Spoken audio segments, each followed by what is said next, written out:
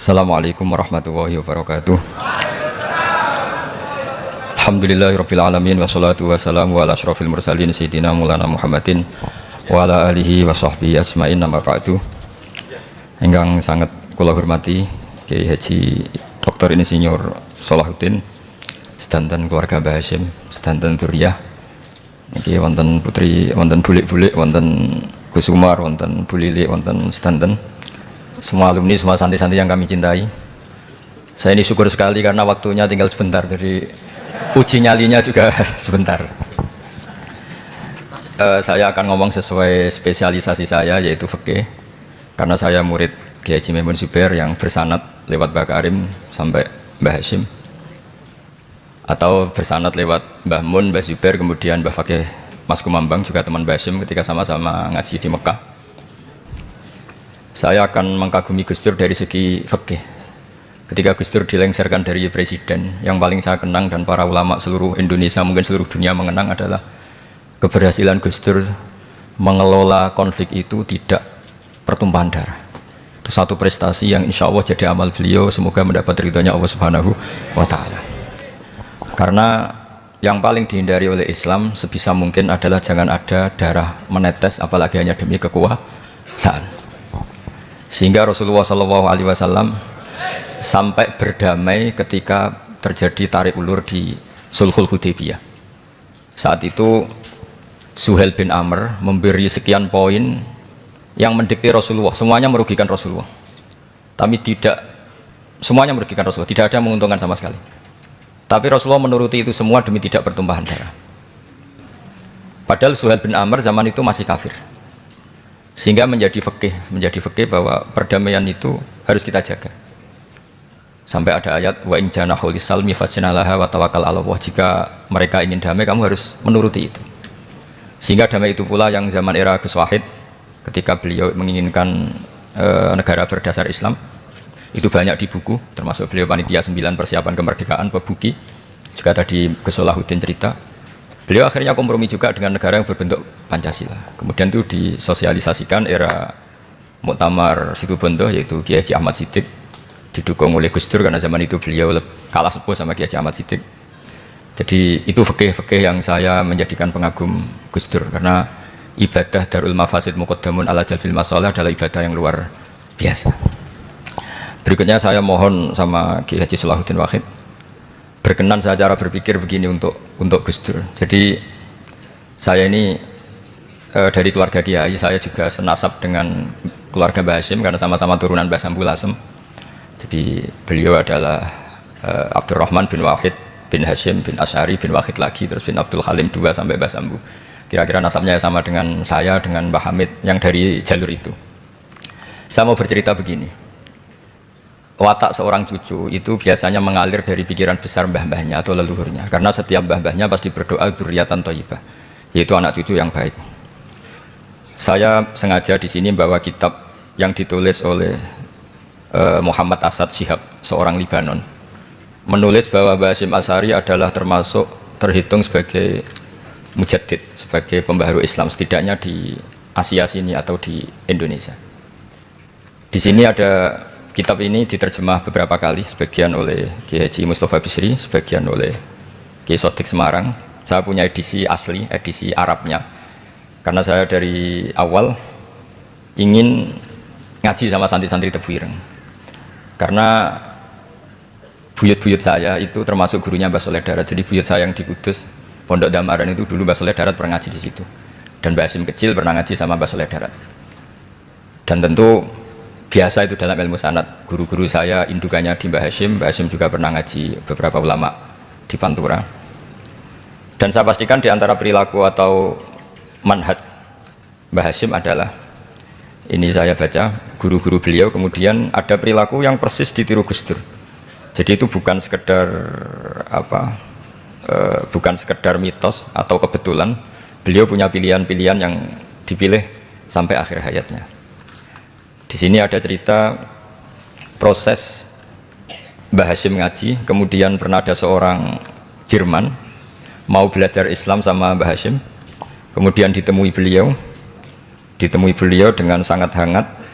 Ketika sudah mengenal Islam secara detail, Ya saya ulang lagi, ketika sudah mengenal Islam secara detail, beliau ngendikan, kamu jangan tergesa-gesa, kata beliau. Kamu harus menerima Islam ini secara al-bayyinah, secara argumentatif, secara logika yang benar, jangan karena terpaksa. Itu pula yang akhirnya Mbah Hashim mendorong khuriyatul fikri. Orang itu harus merdeka dalam berpikir. Itu pula yang mengilhami Rasulullah SAW ketika Sulhul Hudaybiyah. Orang kafir yang masuk Islam harus dikembalikan ke habitat kafir, karena itu habitat asli, karena rata-rata dulu suku Mekah zaman itu kafir semua. Tapi yang orang Islam masuk kafir harus dibiarkan karena dianggap kembali ke habitat. Tentu semua perjanjian itu merugikan Rasulullah SAW. Tapi yang unik, Rasulullah itu menerima itu semua. Kata Rasulullah, sudah perjanjian itu kita terima saja. Akhirnya perjanjian itu diterima. Kemudian tapi Nabi hanya minta satu hal. Orang kafir Quraisy tidak boleh melarang orang diskusi Islam. Akhirnya mereka diskusi tentang Tuhan, tentang agama, tentang macam-macam. Sehingga mereka akhirnya membandingkan, namanya punya Tuhan batu sama Tuhan yang disebut Muhammad. Tentu mereka masih jangkar pakai nama Muhammad. Mereka diskusi. Kalau kita punya Tuhan berhala, efeknya begini-begini. Kalau Tuhan kita banyak, efeknya gini-gini. Diskusi. Yatafawaduna fil hadis. Mereka diskusi secara terbuka. Terus fama ahadun yaqilu syai'an illa dakhala fihi. Kemudian seseorang yang berpikir secara benar, yang mengenali Islam, pasti akan masuk Islam. Sehingga karena mereka diskusi bebas tanpa tekanan, akhirnya mereka memilih Islam. Dan selama mereka Islam, mereka akhirnya ikrar Islam sama ikrar ya cara sekarang ikrar, kemudian menjadi Muslim. Dan otomatis perjanjian itu dibatalkan. Makanya kata Imam Zuhri, guru Imam Malik, maka nafathun a'zuma fil Islam min sulhul Hudaybiyah. Enggak ada kemenangan Islam sehebat kemenangan dalam Hudaybiyah, yaitu orang berbebas berpikir. Kemudian kebebasan berpikir ini pasti mengarah ke mengaku yang benar, menanggalkan yang salah. Tentu orang dulu mendewa-dewakan Lata Uzza, pokoknya menuhankan makhluk, menjadi sadar bahwa itu aneh. Kenapa kita harus sembah batu yang dipahat, kenapa kita harus menyembah makhluk dan sebagainya, dan akhirnya mereka Islam. Tapi dulu kalau suasana perang itu keinginan orang hanya ingin menang kalah. Jadi yang kafir itu hanya ingin menang, pokoknya jangan sampai kalah, nggak pernah berpikir Islam itu apa. Di mana-mana perang itu ya pikirannya menang kalah. Tapi setelah nggak ada perang, meskipun segala perjanjiannya merugikan Islam, orang akan berpikir secara objektif. Makanya fama ahadun yaqilu syai'an illa dakhala fihi. Tidak ada seseorang yang berpikir tentang Islam kecuali akhirnya masuk Islam.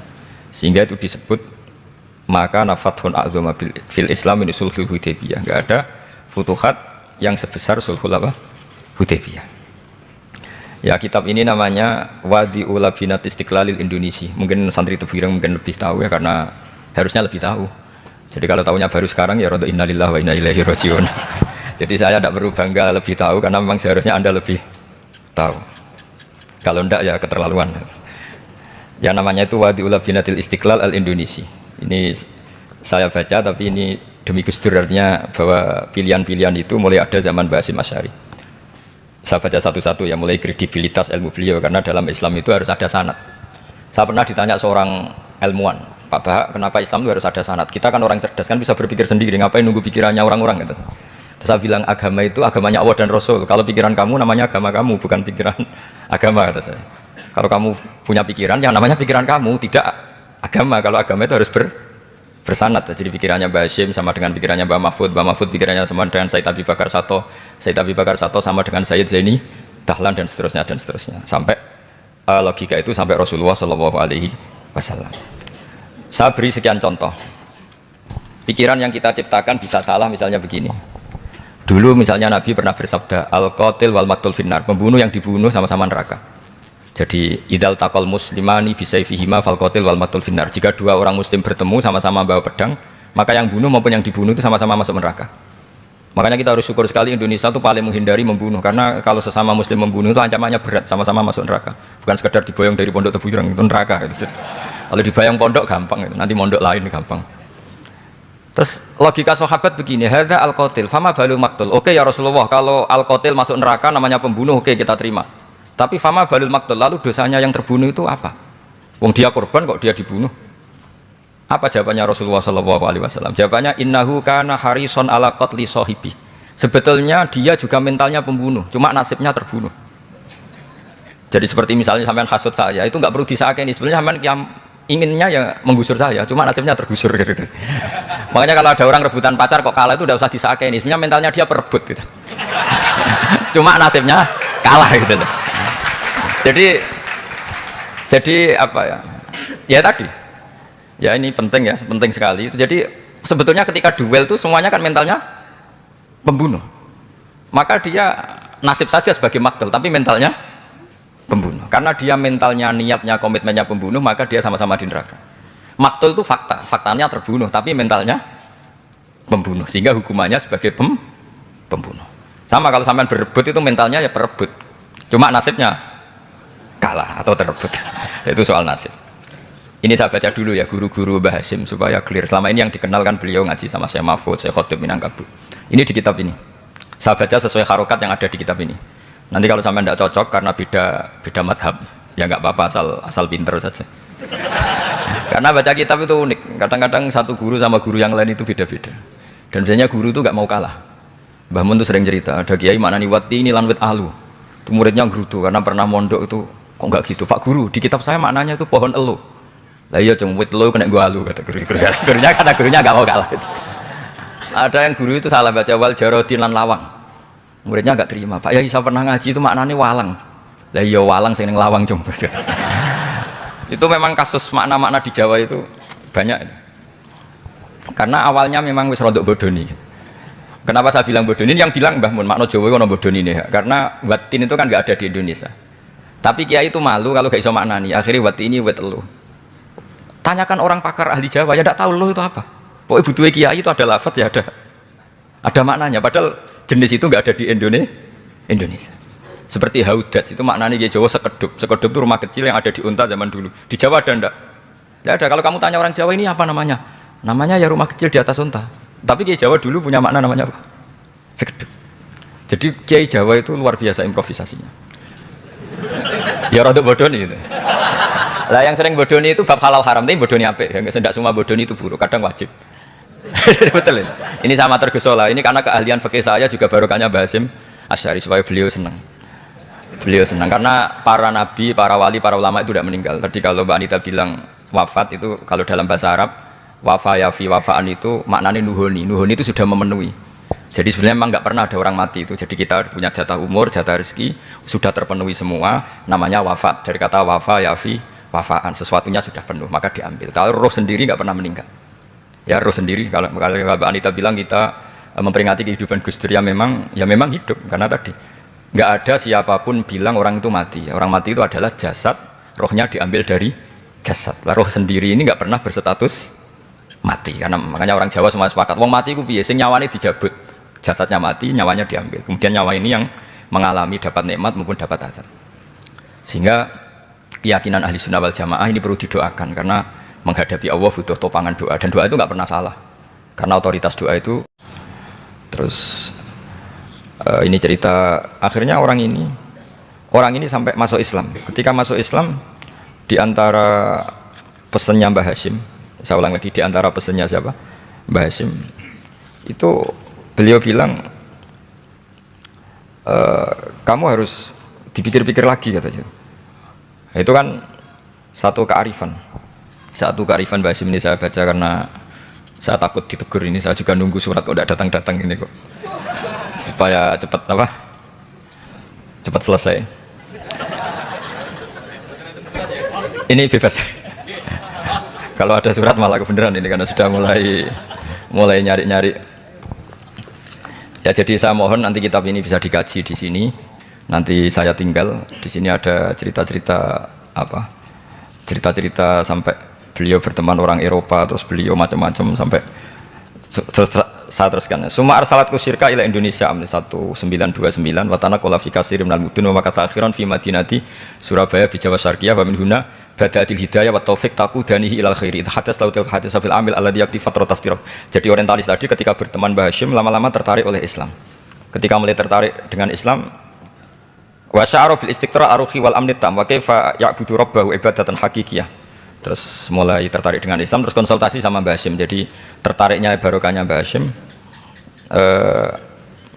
Orang ini kemudian wabakiyal muhandis itu insinyur Karel von Schmidt di Indonesia hatnan talatil harbul alamiyah sehingga perang dunia kedua selesai, wa indama qawamal Indonesiun dital hukmil al-Hulandi fi harbil istiqlal am wa kana muhandis fi sufufil Indonesian tafa'u islamuhu li syarika sak terus.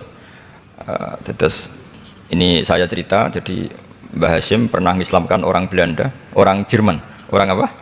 Orang Jerman, terus orang ini hidup di Hamburg sampai akhirnya beliau dakwah Islam di sana. Jadi ini apa? Ini pentingnya supaya sampean tahu bahwa Tebu Ireng mulai dulu adalah komunitas internasional. Ya, Tebu Ireng mulai dulu adalah komunitas internasional. Jadi terus ketika ngadepi Indonesia yang dijajah, ya Indonesia yang dijajah, ini Mbah Hashim bersama kawan-kawannya sepakat iktikaf di Multazam. Ini saya baca ya. Wa akhiran istama'a ma'a nukhbatin min haula'i talaba min zalama alaihi al-had Muhammad Hashim ala ayata'ahadu wa yaqumu bi amalin fi lailatin lailan min laili syahri Ramadan. Al-mu'adzam istama'a haula'i talaba waladina yantamuna ila iddati qawamiyatin. Qawamiyah itu kalau bahasa sekarang perlawanan min Afrika wa buldani janubi Asia, Asia Tenggara, wa Asia Wusta, Asia Tengah, wal buldan al-Arabiyah. Wa kana al-had Muhammad Hashim Asy'ari ahadahum. Bahwa qafu jami'an amamal multazam bil Ka'batil musyarrafah. Wa ahadu wa aqsamul yamin ala yakum bil jihad fi sabilillah li ilahi kalimatil Islam wa tauhidil muslimin bin nasril ilmi wa tawiyah wa tafaqquh fiddin talaban lil mardatillahi ta'ala la yarjuna min wara'i dzalika malan wala mansiban li anfusihim. Jadi sebelum beliau pulang ke Indonesia, itu komunitas Asia Tengah, Asia Dekat, Asia Jauh semuanya dijajah karena Mesir dijajah Prancis, yang Burma dijajah ini, yang Indonesia dijajah ini, semuanya berdoa di Multazam. Intinya Mbah Hashim itu patriotik betul. Tapi ya religius betul. Beliau berdoa di Multazam. Beliau menyanggupi siap jihad melawan penjajah, tapi saat itu juga berikrar kalau semua itu tidak untuk nyari pangkat. Makanya saya yakin Gus Dur adalah orang saat jabat presiden karena supaya Indonesia tidak chaos. Buktinya apa? Ketika beliau dilengsarkan ya santai saja. Wong ngajine wa mal hayatud dunya illa mataul ghurur, jadi ya santai saja itu. Enggak jadi masalah. Terus kitab ini menerangkan, ini saya baca ya. Li khidmatid duwal alladziina laha musta'maratun. Musta'marat itu dijajah mislu Holanda wa Inggris wa Rusia wa Pernisa wa fiadal amri bidzat ara ana alal muslimin wal mas'ulin khususan. Ini intinya ulama-ulama yang dari timur jauh kemudian sowan ke Mbah Hashim minta fatwa karena negara-negara mereka juga dijajah. Jadi dulu orang dari Jerman, dari mana-mana belajar Islam juga sama Mbah Hashim. Yang negara-negara Asia Timur, Asia Dekat itu juga kalau konsultasi apa kemerdekaan juga sama siapa? Mbah Hashim. Jadi uniknya kitab ini ditulis oleh orang Libanon. Jadi orang Libanon itu saking penasarannya sama Mbah Hashim Asy'ari itu datang ke sini. Ya datang apa? Datang ke sini untuk belajar sama Mbah Hashim. Dan di antara belajar itu kemudian sampai sini ternyata tamu-tamunya Mbah Hashim dari berbagai negara. Mulai yang konsultasi cara memerdekakan negaranya karena mengalami dijajah sampai cara belajar Islam yang benar, termasuk tadi yang Karel von Schmidt tadi yang masuk Islam karena konsultasi sama Mbah Hashim, padahal dia orang Jerman. Terus diantara kelebihannya Mbah Hashim ini juga ditiru Gus Dur. Wal haji Muhammad Hashim la yajidu kharojan ayuna kisau sami' wal mukhatab bal yurahibu bidzalik. Mbah Hashim orang yang enggak tersinggung ketika pendapatnya ditentang atau digugat oleh lawan bicaranya. Beliau santai, tidak apa. Terus ya tidak berontak, ya santai aja. Enggak terus angger dibantah, oh membantah kiai kualat. Enggak, itu enggak ada sanadnya. Nah ini saya pastikan ya bahwa kehebatan Gus Dur itu kita nggak lepas dari barokahnya siapa? Mbah Hashim. Sekaliber Rasulullah SAW sebagai Sayyidul Khalqi, Sayyidul Anbiya al-Mursalin, beliau yang ngakui ana da'watu Ibrahim wa bisyaratu Isa. Aku hebat ngene iku barokah dungane Nabi siapa?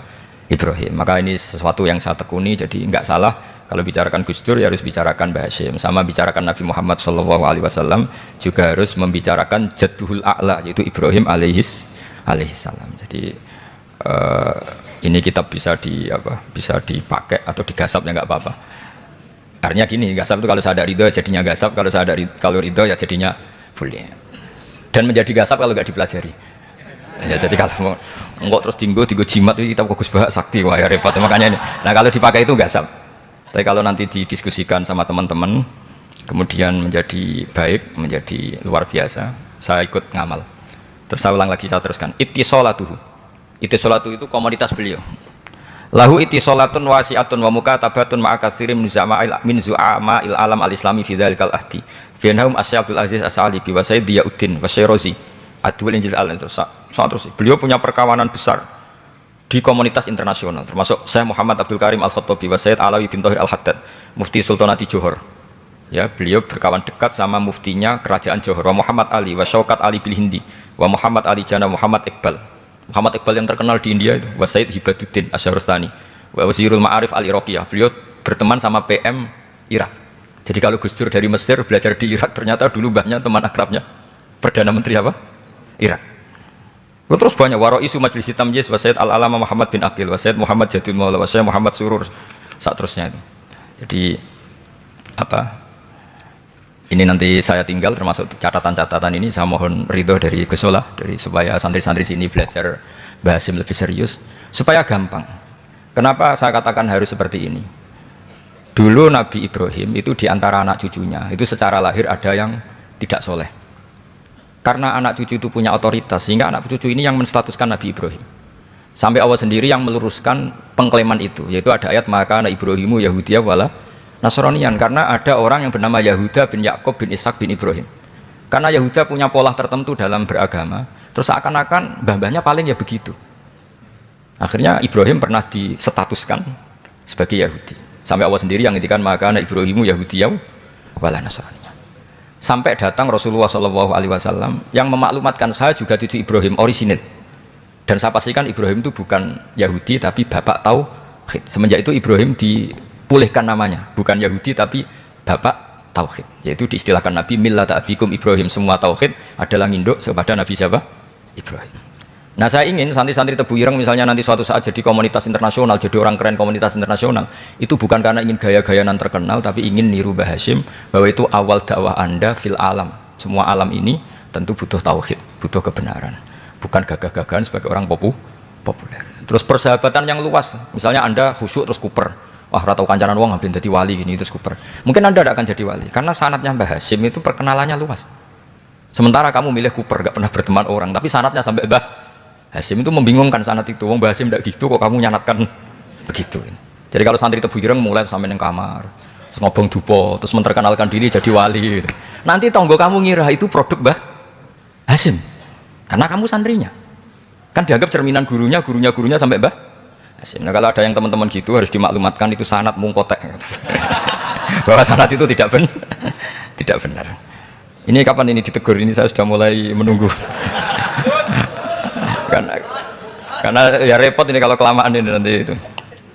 Terus ini khazanahnya Mbah Hasyim. Khazanah itu ya perpustakaan kalau sekarang. Maktabatuhu. Tu'addu maktabatul khat Muhammad Hasyim Asy'ari min aghnal maktabat likhtiwaiha ala anfasil kutub. Jadi ini kadang harokatnya ya beda dengan bacaan saya, sama nanut bacaan saya saja.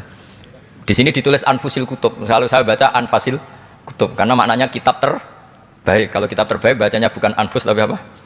Anfas. Ya nanti kamu debat sendirilah sama teman-teman ini bacanya apa. Karena ini kadang harokatan. Kalau kadang harokatan repot. Abe bantah itu kadang sungkan mbek sing aran, orang bantah kadang beda. Lah supaya selamat iki ora saleh mualif khotote sing goblok biasanya gitu korban.